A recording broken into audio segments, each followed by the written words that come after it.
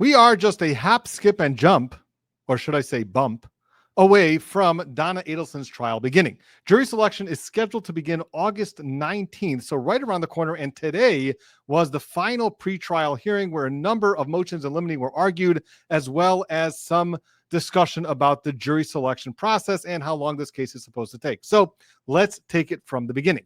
So the first motion in limine that was discussed and argued was the motion in limine with respect to the divorce file. So in case you're new, motion in limine just simply means it's a motion that the defense files or the prosecution files asking the judge to keep certain things out of trial. So one of the things that the defense wants kept out of this trial is the divorce file from the court. Now, we know that there was a very contentious, bitter divorce between Wendy Adelson and Dan Markel leading up to his murder.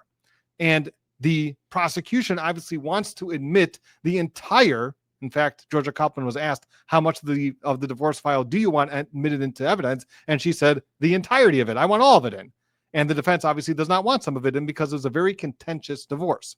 So the defense's argument here is based on two legal concepts. Number one, it's irrelevant.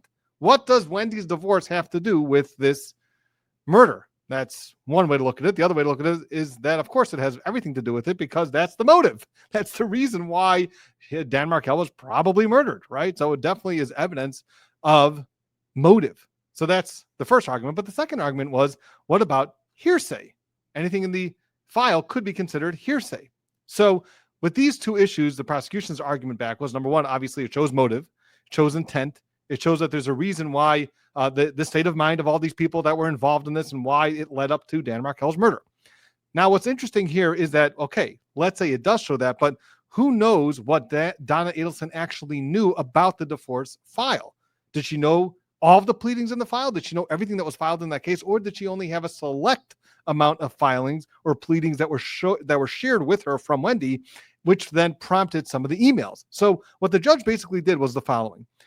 The prosecution wants to show the jury how voluminous this divorce proceeding was, why it was so contentious, to show that it was so contentious. So if it's a simple divorce proceeding, so it's only a couple of papers, right? A couple of documents. But if the file is this big, well, then it shows the jury, and that's all they need to know, is that this was a very contentious divorce. So that's really the main point of the prosecution admitting all of the papers of the divorce file, to show that this is a very voluminous divorce, and therefore they can infer contention in the divorce.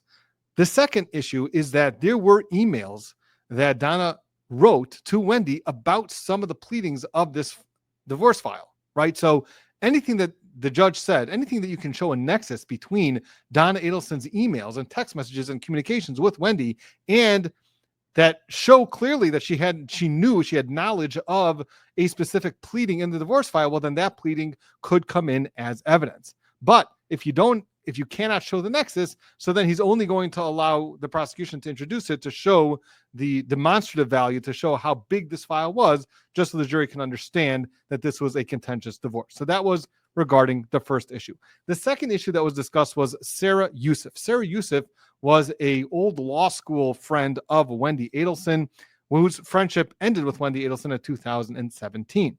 But she did have a lot of interaction with Wendy and also the family, and she spoke or had some statements about Donna's behavior, or some of the Adelson behavior, after the death of Dan Markel, which can be very illustrative of their state of mind, whether this was a surprise, whether it wasn't a surprise, are they sad, are they not sad, all these different feelings that they may be feeling, and she was a witness to that. So there was this motion in limine was to prevent her from testifying about what her observations were of the Adelson family after the Dan Markel's death. And the prosecution, quite frankly, said, we don't intend on calling her. If there's a reason to call her because of something that the defense brings out, meaning Donna Adelson is taking the stand, okay? Most likely, if she wants any chance in this case, she's going to have to take the stand and explain everything that's going on, the same way Charlie took the stand. So even though in most criminal trials, you always err on the side of the defendant not taking the stand, in this case, I think we're going to see Donna Adelson take the stand. I think it's her only chance, even though she doesn't really have such a great chance in this case in the first place. But I sense that she's going to take the stand. Now, if she takes the stand and she says something about her behavior, which can then be rebutted by Sarah Youssef, well, then the prosecution says, okay, we may call her on rebuttal, but we do not intend on calling her in our case in chief. So the prosecution goes first. They can decide how to put on their case. They don't intend on introducing Sarah Youssef as a witness to testify at all. But if the defense calls Donna Adelson and then she says certain things about how she was so grief-stricken and so surprised by what happened to Dan Markel, well, then they may call Sarah Youssef as a rebuttal witness. So that is in terms of the Sarah Youssef issue.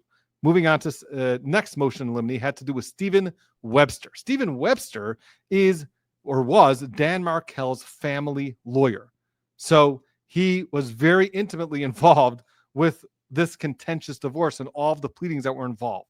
So what could he possibly testify to? So the defense does not want him to be able to testify, number one, about his opinions about the merit of Dan Markel's filings, right? He can't say, we were for sure going to win this motion. And this is part of the reason why the Adelsons realized they better do something about the Dan Markel problem, right? So that's what the defense does not want him to be able to say. Now, many lawyers may feel very confident in their positions. I know myself. I feel pretty confident when I'm going to be arguing a certain motion that I believe I'm going to win. So I can tell you, yeah, my opinion is for sure I'm going to win this motion. No question. So they don't want lawyers knowing how other lawyers think. They don't want this Stephen Webster to testify about how meritorious some of the filings were leading up to Dan Markel's murder. They do not want him to say those opinions. And that was agreed to by the prosecution, right? That's opinion testimony, and that's not allowed.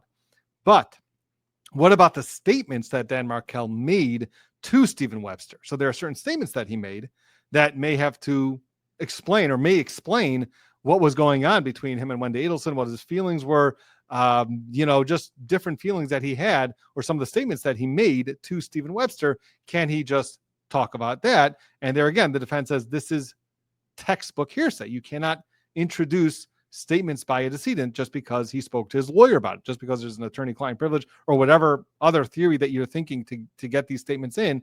Still, they are hearsay, and therefore they should not be admitted. And essentially what the response by the prosecutor is that we don't intend on eliciting any statements that Dan Markel made or opinions of Stephen Webster. She said that Georgia Kaufman, she said she doesn't really know if these statements came in at the previous trial. She doesn't know what the theory of getting these statements in. If it arises at the time, then she wants the ability to argue it at the time, maybe go to sidebar. But, as a blanket granting of this motion and denying the admission of these statements, it's still possible that somehow they can come in. So that's all she said. She said, in case it does come in, or in case I see a need, or there is a need, or there's a legal basis to get some of these statements in, then I do want the opportunity to address that sidebar. And obviously I'll do it sidebar, and then we'll see, the judge can reserve ruling till then. So that was essentially how that was left off. Okay. Then we moved on to the next motion in limine, which has to do with mentioning specifically the Latin kings. So how does this all work out? Luis Rivera was a leader of the gang Latin kings. So is the defense allowed to bring out the fact that Luis Rivera, who is a cooperating witness with the prosecution, okay, he's one of their star witnesses, he's going to testify, yep, this was all a setup, this is all a conspiracy with the Adelson family, they hired us to do this, it was all them, as Donna's involved, Charlie was involved, whatever. So that's what his testimony is going to be. And the defense wants to bring out the fact that he is a leader in the Latin Kings gang. So what happened in last trial is that what Judge Everett allowed the fact that Luis Rivera is part of a gang, that he is a gang member. But specifically Latin Kings, he didn't feel that was more probative than prejudicial. So it's more prejudicial than this probative. So then he did not allow that part in. But still, it is important, it is relevant that the reason why he got involved in this case is because he is a gang member. That's why they reached out to him. So that would be relevant to bring out in cross-examination or direct examination. So that specifically can come in. Now, the defense wants to also bring out the fact that he was a Latin king. And why? Because they're going to argue that that's why Donna Adelson acted in the way that she did. Perhaps they're going to make the argument that that's why she didn't go to the police. One of the big questions in this case, why would you not call the police? You're getting extorted for hundreds of thousands of dollars. Why would you not go to the police and say, you're being extorted by some of these scary people? Protect me, right? Why wouldn't you do that? Well, I believe that some of the argument is going to be here by the defense that she was scared because it's the Latin Kings and they're so connected in Miami. There's no protecting them, and therefore there was no point of going to the police. The Latin Kings are going to find a way around the police. So that's why that seems to be the case that they're going to be making as to why it's relevant to bring up this fact of the Latin Kings. But the question is, well, who said Donna Adelson knew that? First of all, there's no communication at all between Luis Rivera and Donna Adelson. That's clear, right? What there is that there was a bump, right? We all know about the bump. There was a bump. There was a special agent pretending to be a gang member who approached Donna Adelson years after this happened. I think it was years, not even months. I think it was years. And to get the conversation going, pretended that he was connected with Luis Rivera and he's not being taken care of, meaning Luis Rivera needs more money or something like that, right? So this was the bump. This was the special agent pretending to be a gang member. So how would Donna Adelson have anything to do with Luis Rivera and knowing whether Luis Rivera is a Latin King gang member as opposed to any regular gang member? So this is actually what was the interesting part of the hearing, is that the prosecutor said that no, the bump didn't say anything about being a Latin King. The bump just said that because this special agent was asked what was his job in the bump, and they said that he testified that his job was to portray himself as a gang member. That was his job, to pretend he's a gang member and then go over to Donna Adelson and say, you need to take care of my buddy Luis Rivera in prison because you didn't take care of him, right? So that was the special agent. That was his job. Now, that was his testimony. Now, according to Georgia Koppman, that's all he said. He didn't say anything about the Latin Kings. However, the defense brought out that no, actually, they read some of the transcript from his testimony, which said that no, he did say that he was trying to make out that he is a Latin King gang member, not just any regular gang member. So the ruling was specifically with this issue was that the defense is not allowed to ask Luis Rivera about whether he is a gang member. Whether he is a Latin King gang member. They are allowed to elicit the fact that he was part of a gang. That's true. But Luis Rivera had no communications or direct communications with Don Adelson, and therefore the defense cannot ask him specifically if he was a Latin King member or leader. However, when it comes to the bump, when it comes to the special agent, the defense is allowed to ask the special agent whether he was supposed to pretend that he's a specific gang member and not just any ordinary gang member. So they are allowed to basically explore this with this special agent. And then assuming the special agent is going to testify consistently with what he testified previously, that yes, he was trying to portray himself as a Latin King gang member, then the defense can go and recall Luis Rivera and to confirm with him that yes, you are a Latin King member and you're a leader in the Latin King member. So that's how that's going to all work. And then that will lead up most likely to Donna Adelson testifying, saying that yes, it was the Latin Kings and she was terrified. And everybody knows that there's a difference between a regular gang member and the Latin Kings in Miami. Everyone's terrified of them and no one's going to even go to the police for them. And they're just going to allow themselves to be extorted of hundreds of thousands of dollars, perhaps even millions of dollars, because otherwise their life's on the line and nothing can protect them. And that's why the only option is to escape to Vietnam. I mean, I don't know. I'm just coming up with ideas. All right. Maybe I shouldn't. The next motion in limine had to do with the interpretation of statements in emails. Now, this should not be confused with codes. Okay. So if you were watching the live stream, this may have confused some of you and me, but it had to do with, it does not have to do with codes. The codes about the TV, the broken TV and things like that, that can still come in and be deciphered, or people can give opinions about that. But we're just talking about this motion in limine had to do with emails and statements and text messages, which are not code, but just questions of what do you think Donna Adelson meant by this email? What did she mean by this text message? What did she mean by this phone call? Even though there's no code, just generally trying to understand and decipher what people's intentions are behind certain statements or emails, that should be inadmissible. And that's true. It should be inadmissible. And that's what the judge agreed with, and also the prosecutor agreed with. So nothing really exciting there. Everybody agrees on the same issue. Moving on to the Vietnam issue. So this was the issue for which was raised at the first. Dan Rashbaum raised this issue, and now is raised again. It was a renewed motion in limine that the prosecution should not be allowed to introduce evidence of her one-way ticket to Vietnam on her vacation because it's not consciousness of guilt. You know why? Because there was no arrest warrant that was issued. She had no idea that she was being under arrest. She had no idea that charges were coming. Absolutely no idea. And therefore, she's free to travel. And she was free to travel. There's no reason why she couldn't travel. Once she decided to book her ticket, then all of a sudden, there was an arrest warrant for her.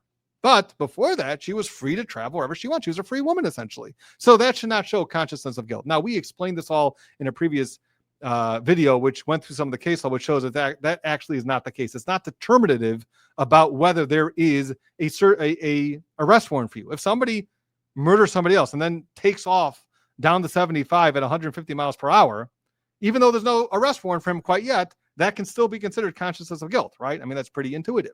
So it doesn't depend on whether there is a arrest warrant issued for this person. If they are acting in a way that's suspicious or looks like consciousness of guilt, then it could be introduced, and therefore the jury will decide whether that's consciousness of guilt or somebody just taking a one-way ticket vacation to Vietnam, which is a very popular vacation resort, in case you didn't know that. So this is the issue, and that's exactly what the judge ruled. The judge ruled, said, look, this is admissible defense. You can make all the wonderful arguments that you make, that she was going on vacation and she was a free woman and there was no arrest warrant. You can bring all that stuff out and say that she was just going to Vietnam because that's one of her favorite vacation spots. You could do that and you can argue that, and then the jury will decide whether it's consciousness of guilt or not. But I'm not going to preclude the prosecution from bringing it up and arguing it to the jury that it is indeed consciousness of guilt. Then they finally moved on to some other opinions by some other investigators in this case, where apparently in a deposition they were asked some questions about certain lawyering in this case, and this is where Georgia kind of she was kind of like little snobby, a little snarky, and saying she doesn't know why this is brought up. This is just a waste of paper. Of course, she's not going to be talking about opinions about other lawyers on this case or whatever. So it's a non-issue and there's nothing to discuss. Okay, that was essentially the extent of the motions in limine hearing and all the rulings. So then the judge spoke about the jury selection process. So this is where he said that they're going to be calling about 300 jurors to come down August 19th. And the first day is going to be mostly pre-trial screening. So they want to know, how much do you know about this case? Have you been following brother counsel? Have you been reading up about this case? In case you read it up or watch other channels, you're free to do that, but just in case. So maybe that's something that you do, and maybe you know about this stuff. So if you do know, so then we need to know that is it going to bias you and prejudice you against Donna Adelson? So that's going to be the first day essentially devoted to just screening out the jurors that don't really know much about this case. Now, once they get past that, then as soon as he has about 100 jurors, he's going to be satisfied that they can get 12 people from those jurors to sit on the jury. So that is the first day. He thinks already by Wednesday they should be able to already start going through the actual jury selection process, where they've already were beyond the pre-trial screening. So again, you have August 19th, which I think is a Tuesday. Then we have Wednesday, which is going to be, again, jury selection, just trying to pick a jury. And another issue is that he said that apparently in last trial, there was an issue with jurors talking to amongst each other in the room before they even get into the jury selection room. So even before they go to the courtroom and get asked questions, the jurors talk amongst themselves, which normally is very fine. There's nothing wrong with that. You can be sitting in the jury selection big room. Usually you come first, you go to a big room, they welcome you, you watch a video, some judge gets up there and says how it's such an important duty of jury duty and one of our important rights and whatever. So that's usually what happens. And in that room, everyone's just kind of talking with each other. And if you get chosen to go to some courtroom and see whether you're going to be sit as a juror, then great. And if not, then maybe you go home after that day. But here, he doesn't want anybody talking about this case at all. They're all getting summoned for this specific case, and therefore he doesn't want any discussions at all. So when you report to the room initially, there's an edict of silence. You're not allowed to talk. You have to bring some reading material, maybe bring a laptop, maybe your phone, catch up on some old brother counsel videos, and that's it. You're not allowed to talk to people. So that's what he wants enforced. Is going to be extra bailiffs to make sure that people are behaving and not talking amongst themselves. So that's another interesting thing about this case. They're going to be picking 12 jurors and 3 alternates. So a total of 15 jurors need to get chosen. The state's case, the prosecution, their best guess or estimation is that their case is going to take somewhere between 5 and 7 days. The big question here is whether they're going to actually get the opening statements that week. So remember, August 19th is a Tuesday. Jury selection may be Wednesday, maybe even Thursday. So then can they even begin opening statements Friday? That would be the best. Hopefully that will happen so they can get the trial going already. If not, they're going to have to wait for opening statements till Monday. And there's also one issue that the judge has to rule about, which the defense kept bringing up as an issue, that is going to depend on what his ruling on a certain motion, depending on how long their opening statement is going to be. So I'm not exactly sure what that motion is. It has to do with something about whether they're allowed to say certain things during opening statements, perhaps, or something to do with some evidence that's going to be coming in. I'm not sure. They didn't really talk about it. Maybe they talked about it at sidebar. So, but it's going to be about a 30 to 45-minute opening statements for each side. That's what it looks like. And the question is only going to be when they actually get that underway. The defense estimates that their case is going to take between 4 and 6 days. So the state's case between 5 and 7 days, the defense case between 4 and 6 days. Although something tells me that their case is going to go faster than the defense case. I think that's an overestimation, but you never know until the trial actually goes on. So that was how long this trial is going to take. Probably about two and a half weeks. Might even be done after already 2 weeks, depending how fast they get through jury selection. But it's going to be a relatively quick trial. So a lot of people have been waiting for this day, and we're glad that it's coming. And hopefully we won't have the debacle about what happened when the trial was scheduled initially. Finally, the last issue that the defense counsel was a little bit nervous about, Jackie Fulford, is that since she's getting a little bit older in age and her computers have a very big font, she's nervous that the people that are sitting behind her are going to be able to see the computer. And maybe the live stream will pick up her computers, which she doesn't want, obviously. This was actually an issue in another case with, I think it was Michelle Strakonis, where there was some allegations that she was trying to show the computer or show certain documents which were not admissible, and trying to show it to the people that were live streaming or to the whatever the TV channels that were live streaming it. So that actually became an issue. I'm not exactly sure where that issue is holding right now in her case, but either way, Jackie Fulford does not want, or the defense does not want, the streamers to see what's going on in her computers, which has been an issue in other cases. So they're trying to figure out how to arrange the courtroom that's not going to happen. Also, what's interesting is that the first 2 rows behind the defense counsel and the prosecution is going to be reserved for family members. And what's interesting is that Donna Adelson is going to have some family members and friends show up to support her. So remember, in Charlie Adelson's case, she did not make a showing to support Charlie Adelson. Neither did Harvey, I believe. But now, by her case, it seems like she will have some family and friends coming to support her. So that was the extent of what happened today. We do plan on streaming the trial. So definitely you should join us for the live stream of that trial, hopefully every single day. I actually have my own trial starting September 8th. So hopefully the Adelson trial will be done by then, or maybe the case will not have to go to trial. That's up to the other side. We'll see. But yeah, that's in terms of my schedule. But I do plan on streaming that trial the entire day. So you should join us here, get the live real-time analysis. Hopefully we will be also recapping each day after the conclusion of testimony or evidence in that day, and we'll try to recap that day also, but just like we've done in the past. So you should definitely join us for the fun if you can. We have a great chat here, great community, and you should join us for the live stream. And in case you can't, then you can always catch the recap. So finally, we've got to show a little bit of the baby AI here. Brother Counsel Baby AI, one of the most popular baby AIs on the market, if I can tell you right now. There he is in all his glory, and we're glad that he can make an appearance for us as well. So just wanted to show you that before we end the stream today, and that's going to be it. Before we end, also, there's one more announcement that we have to make, and that is that this Sunday, okay, it's Friday today, August 8th, but this Sunday, August 10th, I'm going to be interviewing Mahendra Patel. If you're familiar with this case, it's a crazy case. He was actually behind bars. He was in jail for weeks on end for crimes that he didn't commit. Finally, the case was dropped. The charges were dropped, and from what I know, this is his first sit-down interview with anybody that he's doing. So he's doing it with me. I'm very grateful that he agreed to do it with me, and we're going to be doing it on Sunday at 1 p.m. So Sunday, 1 p.m. Eastern time, we will be sitting down with Mahendra Patel to discuss everything about his case. He was represented by Ashley Merchant, a very high-profile, high-powered defense attorney. And look, the charges are all dropped now. So good for him. We're going to be having a lot of interesting discussion on that. So definitely join us Sunday for that interview at 1 p.m. Eastern. All right, that's going to be it for now. If you haven't yet, please subscribe and like, and have a great weekend. And we will see you next time.